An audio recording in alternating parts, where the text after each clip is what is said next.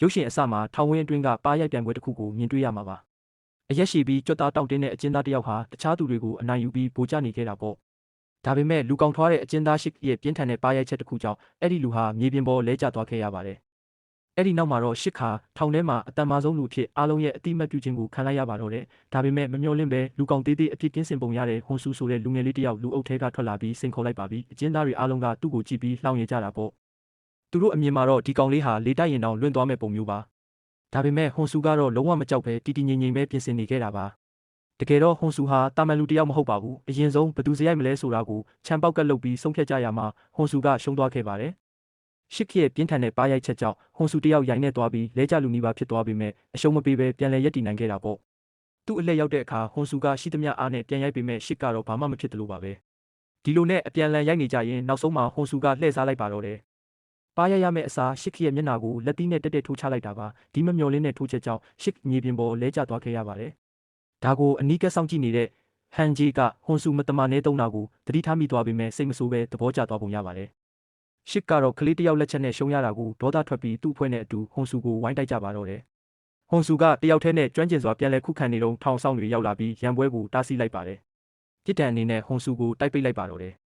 နောက်ပိုင်းမှာဟန်ဂျီကဟွန်ဆူစီလာတွေ့ပြီးမင်းကလူတစ်ပဲရှိသေးတယ်ရန်ပွဲတွေလိုက်မရှာနဲ့ရှစ်ကအန်ရများတဲ့သူမို့လို့တတိထားပါလို့လာရောက်တတိပေးခဲ့တာပါနောက်တနေ့မနက်မှာတော့တခြားအကျဉ်းသားတစ်ယောက်ကဟွန်ဆူကိုလာပြောပြတာကတော့ရှစ်ခနဲ့သူ့အဖွဲ့ဟာဟွန်ဆူကိုနောက်လာမရှုပ်တော့ဘူးဆိုတာပါပဲဘာဖြစ်လို့လဲဆိုတော့ဟန်ဂျီကိုယ်တိုင်ကသူတို့ကိုလာရောက်တတိပေးထားလို့ဖြစ်ပါတယ်ဟွန်ဆူကဟန်ဂျီဆိုတာဘယ်သူလဲလို့မေးတဲ့အခါသူကဒီထောင်ထဲမှာစီကန်းတွေကိုတတ်မှတ်တဲ့ခေါင်းဆောင်ပဲထောင်ထဲကလူတွေတင်မကဘူးအပြင်ကလူတွေပါသူ့ကိုကြောက်ရတယ်သူကမာဖီးယားဂိုင်းကြီးတစ်ခုရဲ့အကြီးအကဲပဲလို့သိလိုက်ရပါတယ်ဟန်ဂျီရဲ့ဩဇာဟာထောင်ပိုင်ကြီးကိုယ်တိုင်စီစဉ်တဲ့မြေအောက်လက်ဝှေ့ပွဲတွေကနေလာတာပါအဲ့ဒီပွဲတွေမှာအနိုင်ရတဲ့သူကထောင်ကိုထိန်းချုပ်ခွင့်ရပြီးဟန်ဂျီကတခါမှမရှုံးဘူးပါဘူးဒါကြောင့်လဲသူကထောင်ထဲမှာဘရင်တစ်ပါးလိုနေထိုင်နိုင်တာဖြစ်ပြီးသူ့ရဲ့စောင့်ရှောက်မှုအောက်မှာရှိနေတဲ့သူကိုဘယ်သူမှမထိရဲတာပေါ့ဒါပေမဲ့လအနေငယ်ကြားတဲ့အခါမှာတော့အရာအလုံးပြောင်းလဲသွားခဲ့ပါတယ်အကျဉ်းသားအသစ်တစ်ယောက်ဖြစ်တဲ့ကင်ဆွန်ဟန်ထောင်ထဲကိုခြေချလိုက်တာနဲ့တင်းမာမှုတွေချက်ချင်းပြန့်နှံ့သွားပါတော့တယ်ရာဇဝတ်သားကြီးတွေတောင်သူ့နာမည်ကြားရင်ခေါင်းငုံသွားရတဲ့အထိသူကဟန်ထက်ပိုပြီးကြောက်စရာကောင်းနေခဲ့တာပါဟန်ကတော့ကင်စီချင်းကပ်ပြီးထောင်ထဲက secret မှောင်ခိုလုပ်ငန်းမှာအတူလက်တွဲဖို့ကန့်လန့်ခဲ့တာပေါ့ဟန်ကကင်ကိုမကြောက်ပါဘူးသူအခုလိုကန့်လန့်ရတဲ့အကြောင်းရင်းနှစ်ချက်ရှိပါတယ်ပထမတစ်ခုကဟန်ရဲ့လွတ်ရက်နီးနေပြီဖြစ်လို့မလိုအပ်တဲ့ပဋိပက္ခတွေကိုရှောင်ကျဉ်တာပါဒုတိယအချက်ကတော့ဟန်ဟာရန်သူတွေနဲ့ထောင်ချောက်တွေအကြောင်းကိုကောင်းကောင်းနားလည်လို့ပါပဲဒါပေမဲ့ကင်ကစိတ်မဝင်စားခဲ့ပါဘူးအဲ့ဒီအချိန်မှာပဲဟန်ဟာသတင်းဆိုးတစ်ခုရရှိခဲ့ပါတယ်သူ့ရဲ့အယုံကြည်ရဆုံးလူတစ်ယောက်ဖမ်းဆီးခံလိုက်ရတာပါဟန်သွားကြည့်တဲ့အခါမှာတော့ထောင်ပိုင်ကြီးကသူ့လူကိုတေလူမတက်ရိုက်နှက်ထားတာကိုတွေ့လိုက်ရပါတော့တယ်ဒါဟာအတိတ်ပဲတစ်ခုပဲရှိပါတယ်ထောင်ပိုင်ကြီးကဗတ်ပြောင်းသွားပြီးအခုတော့ကင်ကိုထောက်ခံနေပြီဆိုတာပါပဲဟန်ဒေါသထွက်သွားပေမဲ့ထောင်ပိုင်ကြီးကအဆောင်တွေကိုဟန်ကိုပါရိုက်နှက်ဖို့အမိန့်ပေးလိုက်တာကြောင့်ဟန်လည်းတိုက်ပိတ်ခံလိုက်ရပါတယ်ရက်အနှဲငယ်ကြာပြီးနောက်ဟန်တိုက်ကနေပြန်ထွက်လာခဲ့ပါတယ်သူအားနဲ့နေတာကိုမြင်တော့အရင်ကဟန်ကိုကြောက်ခဲ့တဲ့ရှစ်ကဟန်ကိုတတ်ဖို့ကြိုးစားပါတော့တယ်ဒါပေမဲ့နောက်ဆုံးစက္ကန့်မှာဟွန်ဆူကကြားထဲကဝင်ပါပြီးရှစ်ကိုတွန်းထုတ်ကဟန်ရဲ့အသက်ကိုကယ်တင်လိုက်တာပေါ့ထောင်ပိုင်ကြီးရောက်လာပြီးသူတို့နှစ်ယောက်လုံးကိုဖမ်းဆီးခဲ့ပါတယ်ထောင်ပိုင်ကြီးကအမှန်တရားကိုသိနေရတဲ့ဟွန်ဆူကိုရှစ်ကဟန်ကိုအရင်တိုက်ခိုက်တယ်ဆိုတဲ့တက်သေးရှိလားလို့မေးမြန်းပါတယ်သူကကင်ဘက်ကိုပဲတိတိတတ်တာကာကွယ်ပေးချင်နေခဲ့တာပါနောက်ပိုင်းမှာဟွန်ဆူကဟန်ရဲ့အခန်းထဲကိုသွားတွေ့ခဲ့ပါတယ်ဟန်ကမင်းငါကိုဘာလို့ကယ်တာလဲလို့တိုက်ရိုက်မိတဲ့အခါဟွန်ဆူကကျွန်တော်အမေတင်ပေးထားတဲ့အတိုင်းလူတွေကိုကူညီတာပါလို့ရိုးရိုးရှင်းရှင်းပဲပြန်ဖြေခဲ့ပါတယ်ဒီအဖြေကသူတို့ကြားကတန်ရောစင်ကိုပိုခိုင်မာစေခဲ့တာပေါ့နောက်တစ်နေ့မှာသူတို့နှစ်ယောက်လုံးထောင်ပိုင်ကြီးစီကိုတန်းသွားကြပါတယ်ဟွန်ဆူကထောင်ထဲမှာမှောင်ခိုလုပ်ငန်းတွေရှိနေကြောင်းနဲ့တက်သေးရှိကြောင်းပြောပြခဲ့တာပါသူထုတ်ပြလိုက်တဲ့တပ်ပုံထဲမှာထောင်ပိုင်ကြီးကိုယ်တိုင်ပါဝင်နေတာကိုတွေ့လိုက်ရတဲ့အခါထောင်ပိုင်ကြီးရဲ့မျက်နှာချက်ချင်းပြတ်သွားပါတော့တယ်ဒါဟာဟန်ရဲ့ဗျူဟာပါဟွန်ဆူကိုဒီတက်သေးတွေပြခိုင်းလိုက်တာဖြစ်ပါတယ်ထောင်ပိုင်ကြီးကထိတ်လန့်တကြားနဲ့ဟွန်ဆူကိုပါရိုက်လိုက်ပေမဲ့ဟန်ကထောင်ပိုင်ကြီးကိုပြန်ရိုက်ပြီးဒီပုံတွေသာစစ်စေးရေးကော်မတီစီရောက်သွားရင်မင်းအရင်ဆုံးအလုပ်ပြုတ်မှလို့တတိပေးလိုက်ပါပြီးထောင်ပိုင်ကြီးဟာထွက်ပေါက်မရှိတော့တာကြောင့်ဗက်ပြန်ပြောင်းပြီးဟန်ကိုပြန်ထောက်ခံရပါတော့တယ်ဟန်ကဒီအခွင့်အရေးကိုအမိရဆုပ်ကင်ပြီးကင်မနဲ့ရှစ်ကိုထောင်မီးဖို့ချောင်းထဲမှာဖမ်းဆီးကနှိပ်စက်ပါတော့တယ်ဖီအားတွေအောက်မှာရှစ်ကနောက်ဆုံးတော့ဝန်ခံလိုက်ပါပြီးဒါတွေအားလုံးဟာမန်ချိုဆိုတဲ့လူရဲ့အစီအစဉ်တွေပါသူကအပြင်လောကမှာရှိတဲ့ဟန်ရဲ့အထက်လူကြီးဖြစ်ပါတယ်မန်ချောကဟန်ကိုအပြက်ရှင်းဖို့သူတို့ကိုအမိန့်ပေးခဲ့တာဖြစ်ပြီးအပြန်လန်အနေနဲ့ထောင်ထဲကမှောင်ခိုလုပ်ငန်းအမြတ်ရဲ့သုံးပုံတစ်ပုံကိုပေးမယ်လို့ကတိပေးထားတာပါဟန်ဟာသူ့လူတွေရဲ့တစ္ဆာဖောက်မှုကိုသိလိုက်ရတဲ့အတွက်အလွန်တုန်လှုပ်သွားခဲ့ရပါတယ်ဟွန်ဆူကတော့ဟန်ရဲ့ကြောက်စရာကောင်းတဲ့ဒေါသတွေကိုကြည်ရင်ထိတ်လန့်နေမိတာပေါ့သူဟာတီတီငိမ့်ငိမ့်နေဖို့စူးစမ်းရင်းသူ့ရဲ့အထောက်ထားအမှန်ပေါ်မသွားအောင်တေချာတတိထားနေရပါတယ်ဇလန်းကအလှည့်ပြောင်းဖြစ်သွားခဲ့ပါပြီဟွန်ဆူဟာတာမန်အကျဉ်းသားတစ်ယောက်မဟုတ်ပဲအသွင်ယူထားတဲ့ရဲရရှိတူဖြစ်နေတာပါ သူ့ရဲ့တာဝန်ကဟန်နဲ့ယင်းနှီးအောင်လို့သူ့ရဲ့ယုံကြည်မှုကိုရယူပြီးဒီကိုင်းကြီးကိုအထဲကနေဖြိုခွင်းဖို့ပဲဖြစ်ပါတယ်ဒီတာဝန်ကအလွန်အန္တရာယ်များလာတာပေါ့သူ့ရဲ့အထက်အရာရှိကတော့အင်ဆွတ်ဆိုတဲ့ရက်ဆက်ပြီးအလုပ်ကိုပဲရှေ့တန်းတင်တဲ့စုံစမ်းစစ်ဆေးရေးမှုတစ်ယောက်ပါအင်ဆွတ်ကဟွန်ဆူကိုဂတိပေးထားတာကတော့ဒီအလုပ်အောင်မြင်ရင်ကြောက်ကစားထိုးဖို့အသေးအတန်လိုအပ်နေတဲ့ဟွန်ဆူရဲ့မိခင်အတွက်အလှရှင်ရှာပေးမယ်ဆိုတာပါပဲအမေဖြစ်သူရဲ့အသက်ကိုကယ်ဖို့အတွက်ဟွန်ဆူဟာဒီတေမင်းတကားဝါကတာဝန်ကိုလက်ခံခဲ့တာဖြစ်ပါတယ်အချိန်ကြာလာတာနဲ့အမျှဟွန်ဆူဟာဟန်ရဲ့ယုံကြည်မှုကိုအပြည့်အဝရရှိလာခဲ့ပါတယ်တနေ့မှာအင်ဆွတ်ကသူ့စီဖုန်းဆက်ပြီးအမေအတွက်အလှရှင်တွေ့ပြီဖြစ်ကြောင်းဒါပေမဲ့တာဝန်ကိုမမေ့နဲ့ဆိုပြီးသတိပေးလာခဲ့တာပေါ့ဒီအတော်အတွင်းမှာပဲမန်ချောရဲ့တူဖြစ်သူပြောင်ကက်ကဟန်စီလာရောက်တွေ့ဆုံပါတယ်ပြောင်ကက်ဟာသူ့ဦးလေးကိုအယမ်းမုန်းတီးနေသူပါဘာဖြစ်လို့လဲဆိုတော့မန်ချောကသူ့ကိုလူပုံအလဲမှာအဆက်ခွဲပြီးရိုက်နှက်ခဲ့ဘူးလို့ပါပဲသူ့ဦးလေးကဟန်ကိုအသေးသက်ချင်နေမှန်းသိတာကြောင့်ပြောင်ကက်ကဟန်နဲ့ပူပေါင်းပြီးမန်ချောကိုပြန်တိုက်ဖို့လှုပ်ဝက်ကမ်းလှမ်းခဲ့တာပေါ့ဟန်ကတော့တတိကြီးကြီးနဲ့သဘောတူလိုက်ပါတယ်သူကဘသူ့ကိုမှအပြည့်အဝမယုံပါဘူးဟွန်ဆူရဲ့နောက်ကျောင်းကိုတောင်ပြောင်ကက်ကိုစုံစမ်းခိုင်းထားခဲ့တာပါဒါပေမဲ့တန်တရားဖြစ်เสียဘာမှမတွေးခဲ့ပါဘူးဟွန်ဆူဟာအမေနေကောင်းတော့မယ်လို့ထင်ပြီးပျော်နေပေမဲ့အဲ့ဒီပျော်ရွှင်မှုကကြကြမခံခဲ့ပါဘူးအမေဖြစ်သူမတော်တဆမှုနဲ့တေဆုံးသွားပြီဆိုတဲ့သတင်းဆိုးကိုရုတ်တရက်ကြားလိုက်ရပါတော့တယ်ဟွန်ဆူတယောက်လုံးဝကိုစိတ်တက်ပြိုလဲသွားခဲ့ရတာပေါ့ဒါကိုမြင်တော့ဟန်ကလည်းစိုးရိမ်ပေးခဲ့ပါတယ်စိတ်ကိုပြန်ထိန်ပြီးနောက်ဟွန်ဆူဟာအင်ဆွတ်စီဖုန်းဆက်ပြီးအမေဇာပနာတက်ဖို့တရက်လောက်အပြင်ထွက်ခွင့်ပေးဖို့ငိုယိုတောင်းပန်ခဲ့တာပါဒါပေမဲ့အင်ဆွတ်ကညှင်းဆိုလိုက်ပါတယ်သူမအတွက်တော့တာဝန်ကအရာရာထက်အရေးကြီးတာပါဟွန်ဆူကအရာအလုံးကိုဟန်စီဖွင့်ပြောလိုက်မယ်လို့ချင်းချောက်တဲ့အခါမှာတော့အင်ဆွတ်ကအေးဆက်ဆက်နဲ့ပဲမင်းသာအဲ့ဒီလိုလုပ်ရင်မင်းရဲ့ရဲမှတ်တမ်းတွေကိုဖျက်ပစ်ပြီးထောင်ထဲမှာရာဇဝတ်ကောင်ဖြစ်ပဲအပုတ်ခံခိုင်းလိုက်မယ်လို့ပြန်လည်တုံ့ပြန်ခဲ့ပါတယ်ဟွန်ဆူဟာအင်ဆွတ်ရဲ့ရက်စက်မှုကိုမယုံနိုင်အောင်ဖြစ်ခဲ့ရတာပေါ့ဒေါသနဲ့ဝမ်းနည်းမှုတွေပောက်ကွဲပြီးဟန်ကသူ့ကိုလာနှစ်သိမ့်တဲ့အခါမှာဟန်ကိုပါပြန်လည်တိုက်ခိုက်ပါတော့တယ်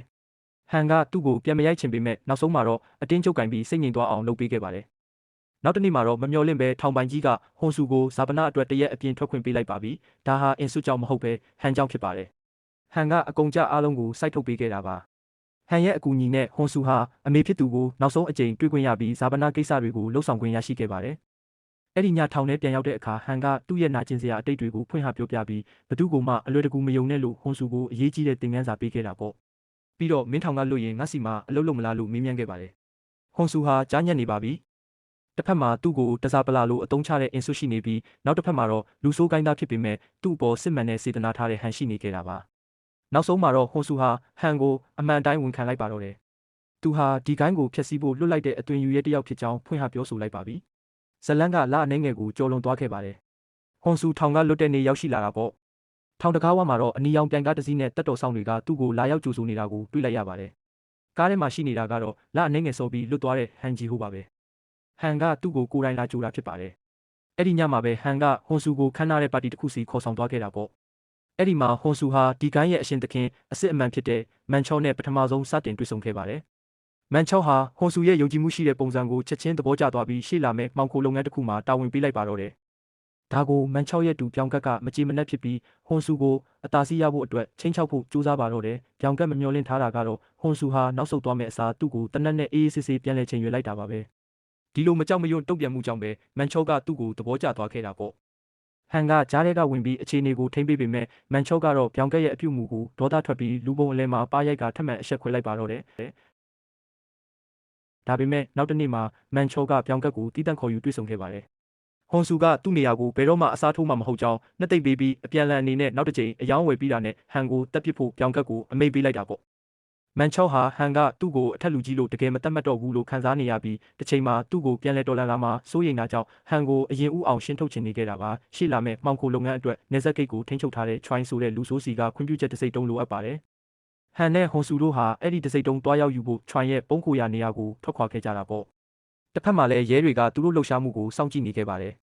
ဟွန်ဆူကတော့အင်ဆွတ်နဲ့လှုပ်ဝက်ဆက်သွယ်နေတော့ဖြစ်ပြီးဟန်နဲ့ခင်မင်ပြနေတာဟာတာဝန်ရဲ့အစိပ်ပိုင်းတစ်ခုလိုပဲထင်မှတ်ရတာပေါ့သူဟာတီနီယာချီယာခန်စနစ် Hips ပါတဲ့လက်ပတ်နာရီကိုလည်းအမြဲဝတ်ဆင်ထားပါတယ်။ Try ရဲ့ပုံးခိုရာထဲမှာဟွန်ဆူကတစိမ့်တုံးအတွက်ညှိနှိုင်းပေမဲ့ Try ကညှင်းဆိုခဲ့ပါတယ်။ရုတ်တရက်ဟွန်ဆူစိတ်မရှိတော့ပဲ Try ရဲ့လက်ကိုဓာတ်နဲ့ထိုးချလိုက်ပါတော့တယ်။ဒါဟာရုံးရင်ဆန်ခတ်မှုတွေကိုချက်ချင်းဖြစ်ပေါ်စေပြီး Try ရဲ့လူတွေနဲ့အပြင်းထန်တိုက်ခိုက်ကြပါတော့တယ်။အပြင်မှာရှိနေတဲ့ဟန်နဲ့ပြောင်ကတ်တို့လည်းတခုခုမားနေပြီဆိုတာသိလိုက်ရတာပေါ့။သူတို့ထွက်ခွာဖို့ပြင်ဆင်ချိန်မှာ Try ရဲ့လူတွေထပ်မံရောက်ရှိလာတာကြောင့်ဟန်လည်းသူ့လူတွေနဲ့အတူရန်ပွဲတဲကိုခုံဝင်လိုက်ပါတော့တယ်။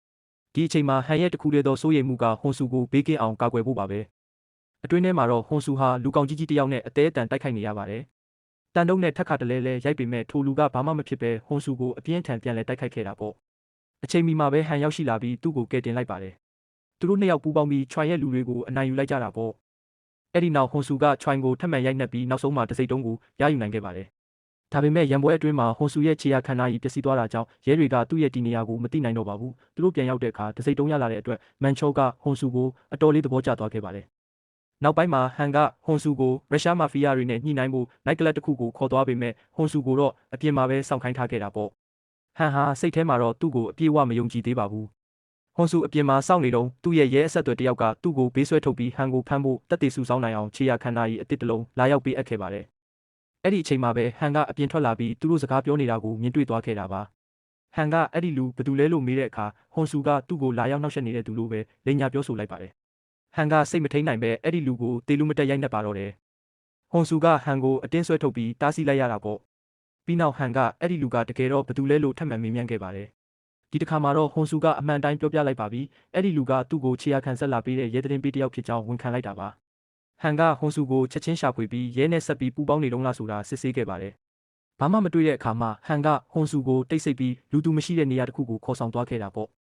အဲ့ဒီမှာသူကဟွန်ဆူကိုတန်တရားဝင်ခဲ့မိတဲ့အတွက်တောင်းပန်လိုက်ပါတော့တယ်ဟန်ကသူ့ရဲ့စိတ်တန်ရာတွေကိုဖွင့်ဟပြောပြလာခဲ့ပါတယ်သူ့ဘဝမှာတငယ်ချင်းတွေမဟာမိတ်တွေစီကတင်မကပဲသူနှစ်ဆက်ကြာအလုပ်ကျွေးပြုခဲ့တဲ့အထက်လူကြီးစီကပါတစ္ဆာဖောက်မှုတွေပဲကြုံခဲ့ရတာကြောင့်ဘသူ့ကိုမှမယုံကြည်နိုင်တော့တာလို့ဆိုပါတယ်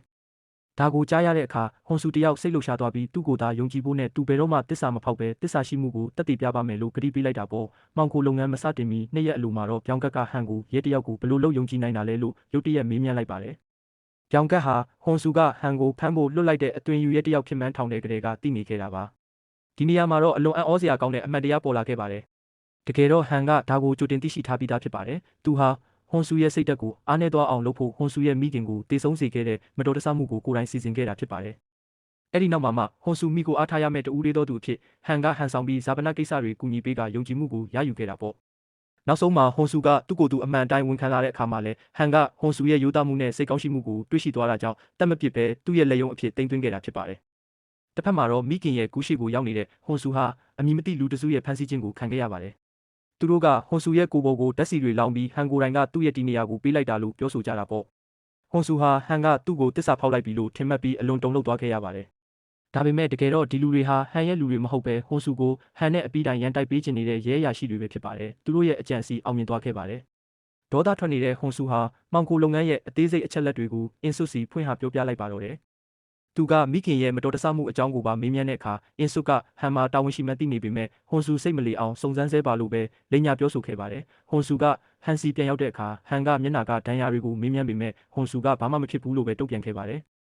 မှောင်ခိုလုံးမဲ့နေ့မှာတော့ဟွန်ဆူကအင်ဆုစီကိုစိတ်ကန်းတီနေရအတိအကျပေးပို့လိုက်ပါတယ်။အင်ဆုကရဲအင်အားအမြောက်များနဲ့ရောက်လာပြီးသူတို့ကိုလက်ရဖမ်းဆီးလိုက်တာပေါ့။ကုန်တစ်တာတွေကိုဖွင့်စစ်ဆေးပေမဲ့အတွင်းမှာမူရစ်ဆေးဝါးတစ်ခုမှမရှိပါဘူး။ဟွန်ဆူနဲ့ဟန်တို့ဟာရဲတွေမရောက်ခင်မှာဆေးတွေကိုပင်လယ်ထဲအကုန်လွှင့်ပစ်လိုက်ကြတာဖြစ်ပါတယ်။တက်တေမရှိတဲ့အတွက်အင်ဆုကသူတို့ကိုပြန်လွှတ်ပေးလိုက်ရပါတော့တယ်။အဲ့ဒီနောက်ဟန်နဲ့မန်ချောတို့ဟာအလုတ်အောင်မြင်တဲ့အတွက်အောင်ပွဲခံကြပါတယ်။မန်ချောကဟန်ကိုအတူတူတောက်ဖို့ခေါ်တဲ့အခါဟန်ကငါကတေလူတွေနဲ့အတူမတောက်ဘူးလို့အေးဆက်ဆက်ပြန်ပြောလိုက်ပါတယ်။မန်ချောဘာကိုဆိုလိုမှန်းမသိခင်မှာပဲဟန်ကသူ့ကိုတနက်နဲ့အချက်ပေါင်းများစွာပစ်တက်လိုက်ပါတော့တယ်။ဒီအချိန်မှာပဲအင်ဆုဟာတခုကိုသတိထားမိသွားပါတယ်။ဟွန်ဆူဟာရဲဘက်ကိုပြန်မလာပဲဟန်ရဲ့အနားမှာဆက်ရှိနေတာပါ။ဒါကြောင့်သူမဟာနောက်ဆုံးလက်ကျန်ဖဲချက်ကိုထုတ်သုံးဖို့ပြင်ဆင်လိုက်ပါတော့တယ်။အင်ဆုဟာဟွန်ဆူကိုခေါ်ယူပြီးသူ့မိခင်ရဲ့မတော်တဆမှုမှတ်တမ်းဗီဒီယိုကိုပြသလိုက်ပါတော့တယ်။ဗီဒီယိုထဲမှာဟန်ကိုအထင်ရှားမြင်တွေ့လိုက်ရတဲ့အခါဟွန်ဆူတကိုယ်လုံးတောင့်တင်းသွားခဲ့ရတာပေါ့။သူကာကွယ်ပေးခဲ့တဲ့လူသူယုံကြည်ခဲ့တဲ့လူဥပဒေထက်တောင်ရွေးချယ်ခြင်းခဲ့တဲ့အဲ့ဒီလူကပဲသူ့အမေကိုတတ်ခဲ့တာဖြစ်ပါတယ်။အဲ့ဒီအချိန်မှာတင်အရာအလုံးဟာလုံးဝပြောင်းလဲသွားခဲ့ပါပြီ။ဟွန်ဆူဟာလူဆိုးကိုင်းသားတယောက်နဲ့မိတ်ဆွေဖြစ်မိတာဟာသူ့ဘဝရဲ့အမှားဆုံးအလုပ်ဆိုတာနားလည်သွားပြီးသူ့အမေကိုတတ်တဲ့လူကိုဥပဒေနဲ့အညီအပြစ်ရှင်းဖို့ပဲဆုံးဖြတ်လိုက်ပါတော့တယ်။သူဟန်စီဖုန်းဆက်ပြီးရဲတွေကသူတို့ပုံခိုရာကိုတီးသွားပြီဖြစ်လို့ကြံတဲ့ပစ္စည်းတွေကိုဒီညပဲအမြန်ရွှေ့ရမယ်လို့လိန်ညာပြောဆိုလိုက်တာပေါ့။ရဲတွေရဲ့စောင့်ကြည့်မှုအောက်မှာပဲဟွန်ဆူဟာဟန်နဲ့တွေ့ဖို့အခြေစိုက်စခန်းဟောင်းကိုတွားရောက်ခဲ့ပါတယ်။သူတို့တွေ့တဲ့အခါဟန်ကမမျှော်လင့်ပဲဒီလိုတရားမဝင်တဲ့ဘဝတွေကိုဆွန့်လွတ်ပြီးတနေရာမှာဘဝတစ်ပြန်စကြရင်ကောင်းမလားလို့အကြံပြုလာခဲ့တာပါ။ဟွန်ဆူကတော့အေးဆက်ဆက်နဲ့ပဲခမ ्या ကလူတက်ယုံမဲ့တီတာကျွန်တော်အမေကိုတက်ခဲ့တယ်လို့မျိုးပေါ့လို့ပြန်လဲပြောဆိုလိုက်ပါတော့တယ်။အဲ့ဒီစကားထွက်လာတာနဲ့ဟန်ဟာရဲတွေပါဝင်ပတ်သက်နေပြီဆိုတာနဲ့